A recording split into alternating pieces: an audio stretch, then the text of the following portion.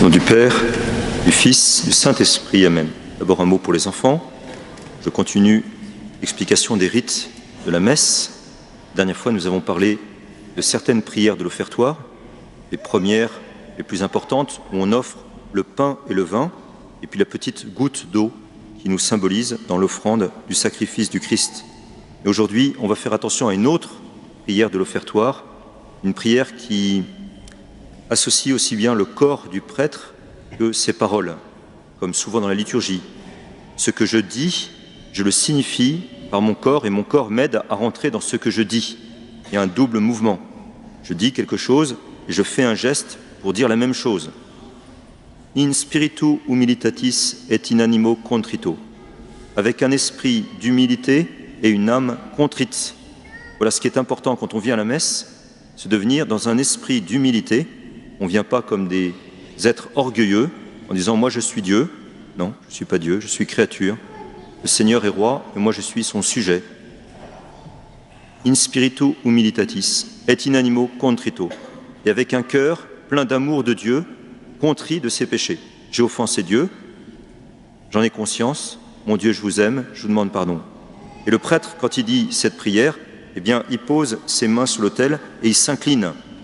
In spiritu humilitatis et in animo contrito. Il ne regarde pas le ciel comme le publicain dans l'Évangile, qui est tout content de lui-même. Il est comme le pharisien qui est au bout, dans le fond du temple, qui n'ose pas regarder vers le ciel et qui se reconnaît pécheur, humblement. In spiritu humilitatis et in animo contrito. Donc c'est toujours important de voir dans la liturgie ce que je dis et ce que je fais. Maintenant pour les plus grands.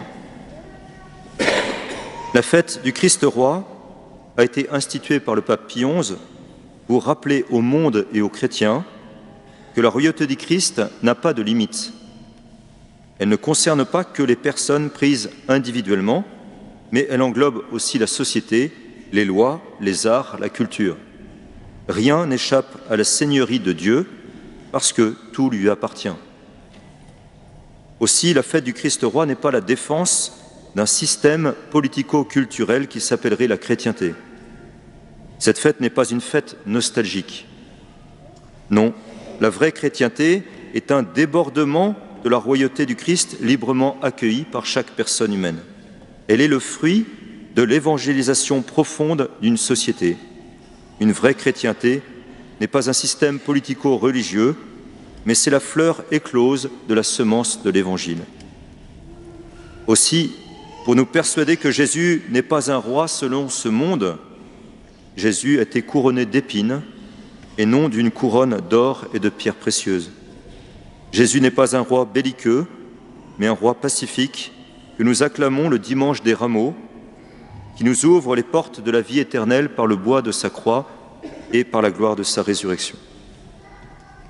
Alors en cette fête du Christ roi, j'aimerais que nous méditions ensemble ce matin sur le dialogue entre Jésus, notre roi, et Ponce Pilate, le gouverneur romain.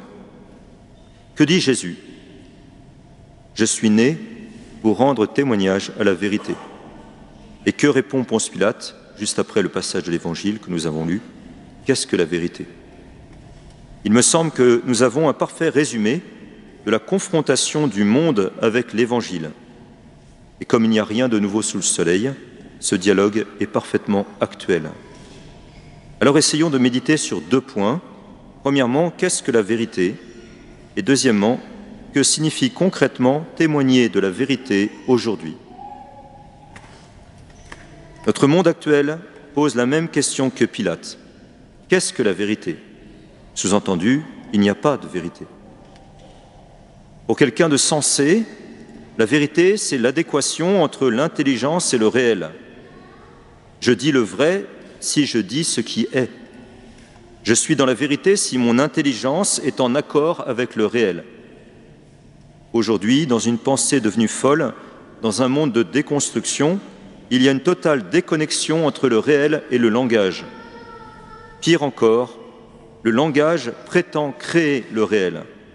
Ce qui est, c'est ce que je décide, ce que je nomme. Je crée la réalité par ma parole, je dis et cela est. L'homme contemporain se prend donc pour Dieu il décide de tout indépendamment de Dieu. Il ne veut rien recevoir, mais s'autodéterminer sans cesse. Il rejoue en fait le drame du péché originel quotidiennement, et malheureusement, il en est fier, et cela ne le rend pas heureux, mais bien plutôt très malheureux. La fête du Christ roi proclame exactement l'inverse. Ce n'est pas à moi de créer la réalité.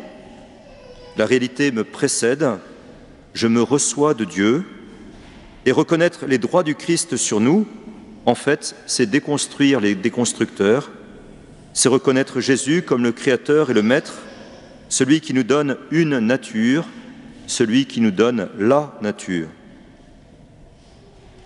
Les systèmes de pensée actuels, comme la théorie du genre, le wokisme, sont des idéologies. Elles reposent sur des dogmes qui n'ont aucun rapport avec le réel. Et ces idéologies tomberont avec le temps, mais malheureusement, entre-temps, elles vont faire bien des dégâts. En anglais, vous le savez, to woke veut dire se réveiller.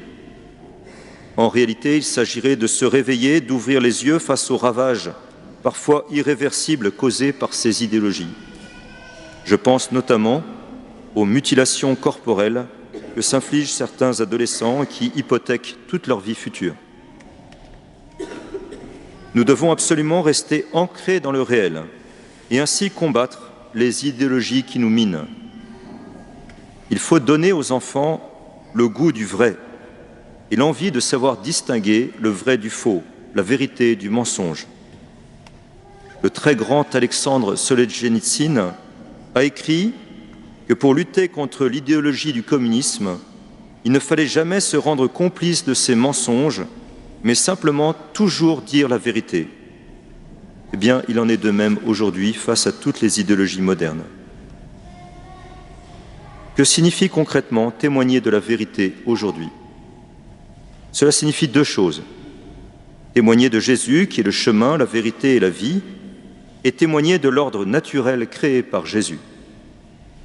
Ce faisant, nous devenons des signes de contradiction dans le monde, comme Jésus, comme Saint Jean-Baptiste.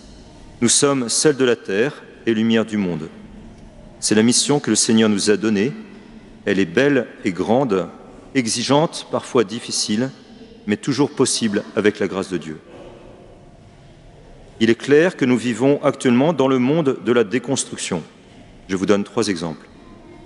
En France, aujourd'hui, il n'y a pas de vérité des sexes. Vous êtes censé naître sans identité sexuelle et vous pouvez déterminer vous-même votre identité. À vous de choisir si vous voulez être homme ou femme, ou l'un puis l'autre, autant de fois que vous voudrez.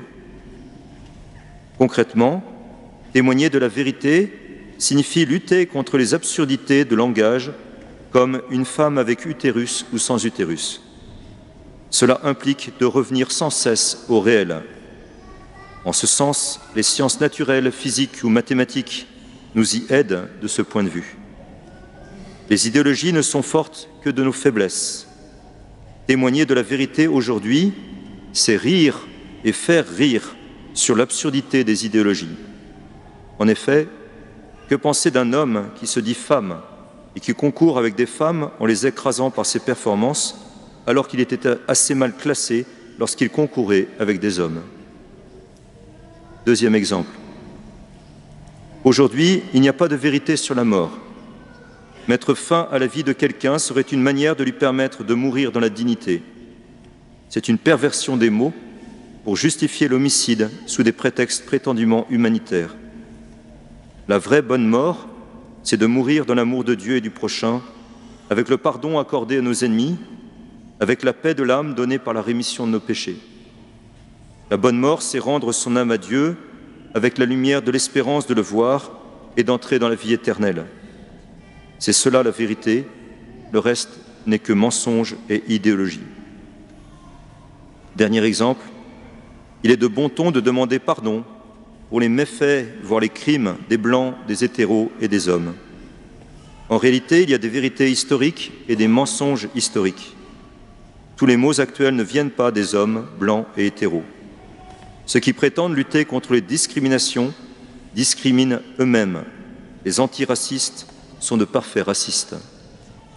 À l'inverse, Témoigner de la vérité en proclamant le Christ roi, c'est reconnaître l'égale dignité de toute personne humaine, quelle que soit sa couleur de peau, son sexe, sa taille, son âge, etc.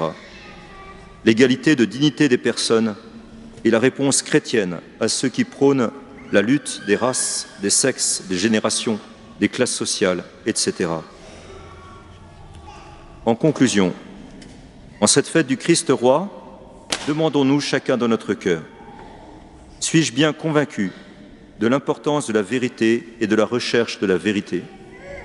Ensuite, à la suite du Christ, suis-je un témoin de la vérité? Suis-je né pour rendre témoignage de la vérité? Suis-je prêt à être martyr, témoin de la vérité?